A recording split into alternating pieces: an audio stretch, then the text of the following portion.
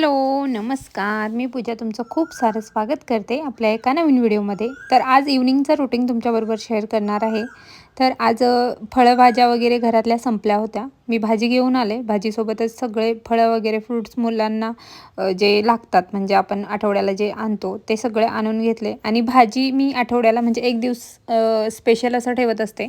जास्त करून संडेलाच आणते. पण ह्यावेळेस म्हटलं मला संडेच्या दिवशी काम होतं थोडं, त्याच्यामुळे आज आणले. तर ह्या सगळ्या गोष्टी आपण जेव्हा वेळेवर आणतो, सगळ्या गोष्टी आपण निवडून ठेवतो. भाजी आणणं महत्त्वाचं नाही आहे, पण भाज्यांना व्यवस्थित आपण स्टोअर कशाप्रकारे करतो ते खूप महत्त्वाचं आहे. कारण खूप वेळा असं होतं की काही भाज्या तशाच सडल्या जातात किंवा कुजतात त्याच्यातल्या काही भाज्या. तर व्यवस्थित आपण त्या व्यवस्थित ठेवल्या ना तर राहतं तसं. तर भरपूर अशा बॅग्स आहेत की ज्या ऑनलाईन वगैरे तुम्हाला भेटून जाईल किंवा तुम्हाला मार्केटमध्ये गेला तरी भेटून जाईल. अशा वगैरे काही हे असतात, कापडे पिशवी असतात किंवा असे कंटेनर असतात स्टोअर करण्यासाठी. तर भाज्या वगैरे तर व्यवस्थित फ्रीजमध्ये राहतात. तर मी जास्त करून भाज्या फ्रीजमध्ये ठेवणं टाळते.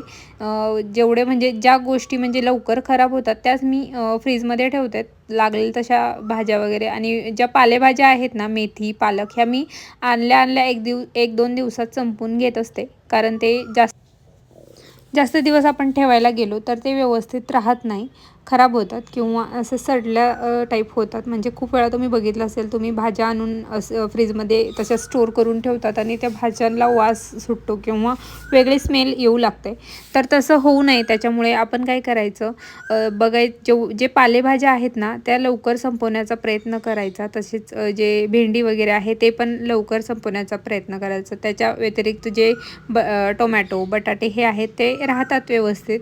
आणि शेवग्याच्या शेंगा किंवा गवारीच्या शेंगा ह्या तुम्हाला जेव्हा भाजी करणार असाल ना तेव्हाच तुम्ही त्या कट करा किंवा कट करून ठेवा. अगोदर आपण कट करून ठेवलो तसं की वाल, घेवडा ह्या ज्या हे आहेत भाज्या आहेत, आपण जर पहिले जर हे करून ठेवलो म्हणजे कट करून किंवा निवडून ठेवलं ना तर तसं त्याच्यामधले जे प्रोटीन आहे ते किंवा सगळ्या गोष्टी ते व्यवस्थित राहत नाही, मेंटेन राहत नाही आणि ते भाजी चविष्ट होत नाही. त्याच्यामुळे मी काय करते, जेव्हा मला भाजी करायची आदल्या दिवशीच त्याचं प्रिपरेशन करून ठेवते. म्हणजे 2-3 दिवस अगोदर मी कट करून निवडून ठेवत नाही. तर मेथीची भाजी मला उद्या करायची असेल तर मी रात्री ते भाजी हे करून छान निवडून पहिले धुवून वगैरे घेते, नंतर निवडून घेते आणि मग ती कट करून किंवा हे करून ठेवत असते. आणि कट केल्यानंतर निवडून ठेवल्यानंतरही मी एखाद्या बॅगमध्ये किंवा एखाद्या कंटेनरमध्ये ते व्यवस्थित ठेवते किंवा एखादा स्टीलचा डबा असेल त्याच्यामध्ये ठेवते. कारण आपण तसं उघडं ठेवलं ना तर त्या भाजीची जी हे असते तजेलेदारपणा असतो तो कमी होतो. त्याच्यामुळे मी असं पॅक करून आपण रॅप करून जर ठेवलं त्याला तर ते व्यवस्थित जास्त दिवस टिकते. त्याच्यामुळे अशा प्रकारे टोमॅटो पण जे जास्त पिकलेले टोमॅटो असले तरच मी आत ठेवते. जास्त पिकलेले मी आणतच नाही शक्यतो. तर बाहेरून मी म्हणजे आणतानाच थोडे कच्च्यातले टोमॅटो घेते, म्हणजे ते 5-6 दिवस तरी वर राहिले तर ते एकदम हे होत नाही. मग जास्त आपल्याला वाटायला लागलं की ते जास्त पिकलेले आहेत किंवा जास्त पिकत आहेत तर तेव्हा मी ते आत ठेवत असते फ्रीजमध्ये. आणि गवारी वगैरे पण आणल्या धुवून घेते. छान अशी फ्रेश गवारी होती. त्याच्यानंतर सगळ्याच भाज्या मी आणल्या संध्याकाळीच आणते जास्त करून भाजी. तर रात्री हे सगळं धुवून ठेवलं तर दुसऱ्या दिवशी ते म्हणजे हे होतं, तोपर्यंत त्याचं पाणी वगैरे नितळतं खाली. भेंडी वगैरे पण आपण जेव्हा करायला घेतो तेव्हा भेंडी नाही धुवायची, अगोदर भेंडी धुवून ठेवायची, कारण ती चिकट होत नाही. लगेच आपण धुतली भेंडी आणि करायला घेतली की खूप सारी चिकट भेंडी होते आणि त्याचा टेस्ट आपल्याला तेवढा हवा तसा एवढा छान लागत नाही. त्याच्यामुळे अशा भाज्या वगैरे आणल्याच धुवून वगैरे ठेवल्या तर ते बरं पडतं. तर इथं सगळ्या भाज्या माझ्या धुवून मी अशा प्रकारे नितळून ठेवते. तशाच प्रकारे जे फळं आणलेले असतात, सीझन वाईज फळं खाणंही तेवढंच गरजेचं आहे आणि आणल्या ते धुवून घेणंही तेवढंच गरजेचं आहे. त्याच्यानंतर संध्याकाळचा जो रुटीन असतो माझा, त्याच्यामध्ये मला झाडांसाठी मी थोडंसं वेळ काढत असते. आता गॅलरी खूप दिवस झाले साफ केलेली नाही आहे, पण एक दिवस त्याच्यासाठी काढावं लागेल. माती वगैरे आपण पाणी टाकतो दररोज, त्याच्यामुळे थोडी गॅलरी मेसी झालेली आहे. तर इथं झाडांना पाणी टाकणं हे माझ्यासाठी खूप आवडता विषय आहे माझ्या कारण मी पहिले पण जेव्हा गावाकडे होते लग्नाच्या अगोदर पण झाडांसाठी खूप वेळ द्यायचे. मला खूप आवडतं झाडांसोबत राहायला. आणि तुम्ही एक वेळ तुम्ही बोलणं किंवा एकमेकांचा संवाद ते वेगळं, आणि आपण जेव्हा झाडांसोबत असं राहतो ना तर झाडांसोबत एक नातं आपलं निर्माण होतं. एक जसं की आपल्याला ते झाडं बोलतात असं मला वाटतं कधीतरी. कारण मला जेव्हाही निवांत वेळ असतो ना, मी इथं गॅलरीमध्ये येऊन चहा वगैरे इथंच घेत असते.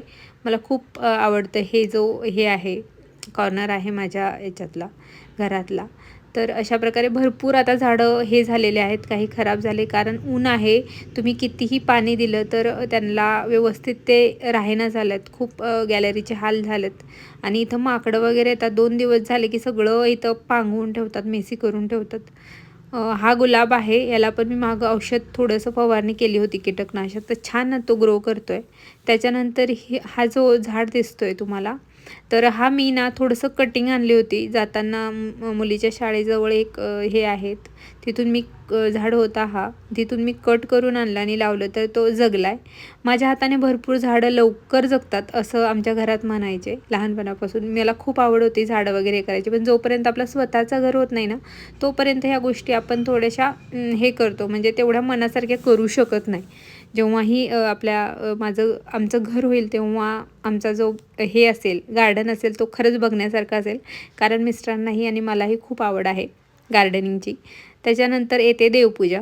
तर देवपूजा ही एक मनाला प्रसन्न करणारा जो वातावरण असतो, संध्याकाळचं एक थोडा वेळ 20-25 मिनिट तरी मी इथं बसत असते, दिवा वगैरे लावून. खूप छान असा मन प्रसन्न होतो. तो धूप दीप यांचा सुवास किंवा या सगळ्या गोष्टी, एकदम पॉझिटिव्ह एनर्जी निर्माण होते घरात.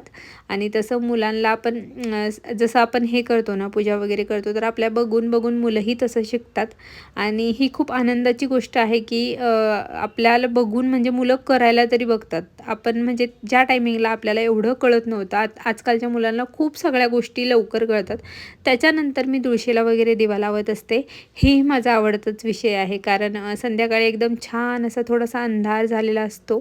तिन्ही सांजेला झाडू वगैरे मारायचे नसते, तर त्याच्या अगोदर झाडू वगैरे मारून आणि नंतर संध्याकाळी अशा प्रकारे इथं तुळशीला दिवं लावणं, त्याच्यानंतर इथं असे भक्तिमन काहीतरी लावून देत असते. तर आजचा व्हिडिओ तुम्हाला आवडला असेल तर